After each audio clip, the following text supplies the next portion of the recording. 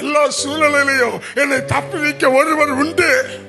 எல்லா நெருக்கத்திலும், எல்லா துன்பத்திலையும், எல்லா வேதனையிலையும், எல்லா கண்ணீரிலும் என்னை தப்புவிக்க ஒருவர் உண்டு. இந்த யாபேஸ் நன்றாக அறிந்து கொண்டான். ஐயா, என்னுடைய பிறப்பை சாபம். என் தாய் என்னை சாபத்தின் மகனாய் பெற்றெடுத்து விட்டாள். என்னை துக்கத்தின் மகனாய் பெற்றெடுத்து விட்டாள்.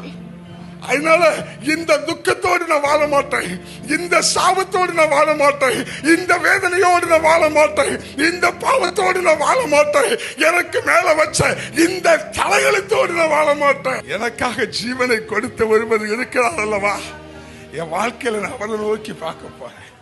அன்பான தேவ பிள்ளையே, இந்த வார்த்தையை கேட்டுக்கொண்டிருக்கிற தேவ பிள்ளையே, உன் வாழ்க்கையை கர்த்தருக்கு நேராக வைத்து நீ எந்த இக்கட்டில் இருந்தாலும் சரி, நீ எந்த தரித்திரத்தில் இருந்தாலும் சரி, நீ எந்த அவப்பெயருக்குள்ள இருந்தாலும் சரி, நீ எந்த பழி சொல்லுக்குள்ள